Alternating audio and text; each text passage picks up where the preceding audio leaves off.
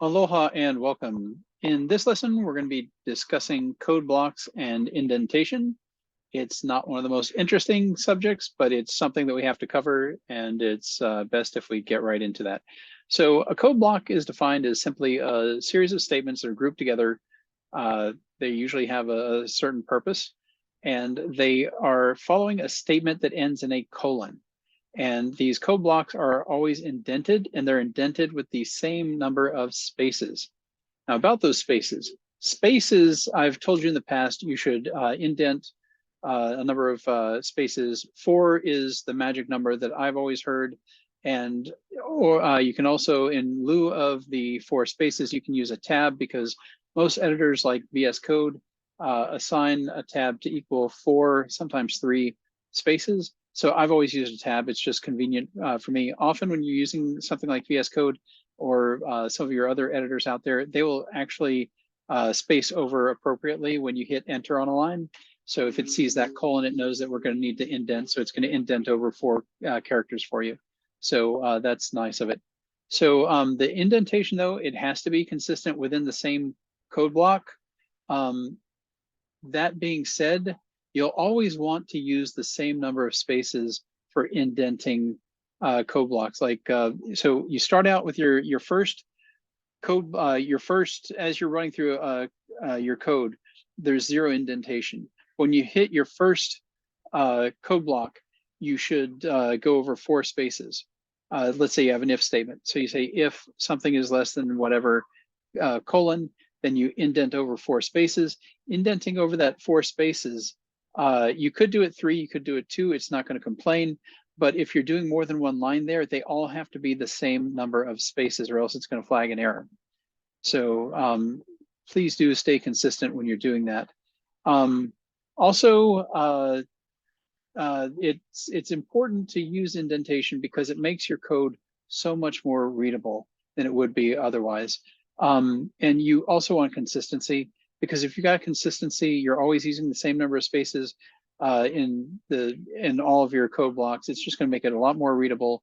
It's going to be a lot easier for you and others to understand when you look back at it. So please adopt either the 4 spaces or 1 tab rule and use that. So yeah, with that being said, let's take a look at the VS Code here and jump into that. So here we go. All right, so we're going to have an example up here. So we're just doing some assignments. Assignment is whatever, strictness is strict, indentation is 0. So we're going to say if assignment equals double equals, because we're using equality, equals whatever, colon. So that colon tells us we're about to go into a code block. So as you can see over here, we have 4 spaces, whereas I like to use 1 tab. So it tabs over 1, and then we start another statement. And that statement also happens to be another code block inducing statement, which is if strictness equals strict, then you see we have another colon. That means the line after here is also going to have to be indented. So we have our initial 4 plus our 4 more. So it's going to be 8 over. So anything else that's in this code block is going to have to be 8 character or 8 spaces over, or 2 tabs as I'm using. So it says over here, 4 spaces or 1 tab. Indent level number 2 is 8 spaces or 1 tab. And then if we have our else statement over here, you see that we, just like above, we have 4 spaces for our indent level 1, or the 4 spaces or 1 tab, and the same for the next line. So let's go ahead and run this and see what happens. Nothing terribly exciting. Well, hold on. Actually, it is, because I have all my code from down here. So yeah, let's go ahead and comment all of this out so we're not getting anything we don't expect. And let's go back up here. So when we run this again, we're just going to get the number 4. So why is that? We go in here. Is assignment equals whatever? Yes, it is. Is strictness strict? Yes, it is. Indentation is 0. Remember, we always like to set our variables in advance. We like to initialize them to something so that they don't go through here and get a value, that it has something to default to. So we go in here, we see the strictness is strict. So indentation, we're going to assign to 4. And we're going to go ahead and print that indentation, which is what happened right here. If it wasn't whatever, and if it wasn't strict, it would go down here. But the purpose of this whole thing is to show you the different indent levels, to show you that in that nested if statement, we could go into, and we're also going to have to give the appropriate spacing for each one of these. So again, use 4 spaces or 1 tab. Over here, we're going to use 8 spaces, 2 tabs. But that's what happened. That's what we need to do. So what happens if we don't follow that rule? What happens if we break that rule? Well, bad things happen. So let's take a look over here. So we're going to uncomment this. Oops, and yeah, I hit the wrong character. So we're going to go ahead and uncomment that. So let's take a look. We've got assignment equals whatever, strictness equals strict. But when we get down to here, we want to go ahead and throw something off. Let's go ahead and put the print at a couple characters over. Notice already it's getting mad at us. Notice how it's giving us an underscore here, and the thing turns, the actual file name turns red. Well, let's see what happens. Let's push play, and sure enough, indentation error. Unindent does not match your any outer indentation level. So that is definitely a problem. If we were to have that there and we were to change this as well to a couple, because those aren't equal, we should hit the same type of indent. So it's going to say unexpected indent, and it's kind enough to show you where that is. So again, if we'd made this one the blasphemous 2 spaces and we ran it, it would be okay. Notice it gave us 4, but look up here. Notice that in this code block, we only used 2 spaces, but in this one we used 4 and it was just fine. And right here we used 4 and it's just fine. Within the code block, you can use a different number of spaces. But again, when you look at this, it's not as clear as if you had just a tab here or a tab there. You know, everything being equally spaced in terms of code block is nice. Use a uniform indentation there. Just use your tab, use your 4 spaces. Tab is the lazy way of doing 4 spaces. That's why I do it. So please follow that or else bad things will happen. So let's comment this out and go to the next. So down here, the acceptable number of columns, in other words, the number of spaces that you have going across the screen there, is 80 to 120, but 80 is the norm.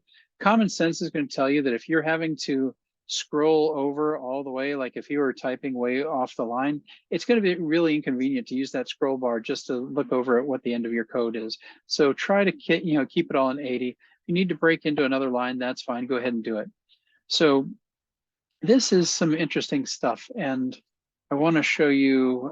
Let's see. Let's show you the first part actually. Just so when we're looking at strings, you can break a string across a couple of lines or multiple lines by putting a parentheses around it. When you look at this, your knee-jerk reaction might be that, hey, that looks like you're making a tuple with only 1 element, but it's not. We're actually taking a string and we're breaking it across several lines. So if we take this and we run it, we're going to get, hold on, let's clear this out so it looks a little bit prettier. So, so we do this. Oh, and at the end, I'm printing the type of our variable here just to show you that it's not a tuple, it's actually a string. So, and if we wanted to go one step further and show you what was actually inside that string, we could do this. So then we run it and we get that it's a class of string and not tuple, as you might think. And then it shows you the entire string that we've concatenated together over 3 lines. So that is what happens with strings breaking over multiple lines. And then we can also break dictionaries, lists, tuples, and things like that over multiple lines. And doing that is going to be really nice because it makes it much more readable. So let's take a dictionary, for example. So dictionary, we can take it and we can break it into different lines like this. Car is Prius, bike is Giant, moped is Zephyr.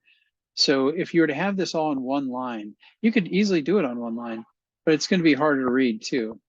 So you're going to be looking at this and you're like, oh, okay, wait, what? But if you were to have it like we just did a second ago and break into 3 different lines, it's easy to tell this is your key, this is your value, key value, key value.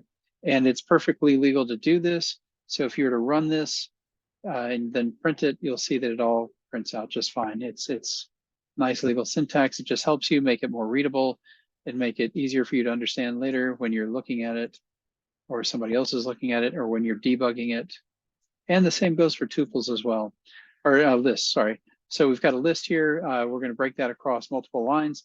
Make sure you have your comma in the right place and everything. So you can do that and run it, and you'll get the same thing here. You'll get all 1 through 9 characters or objects in your list.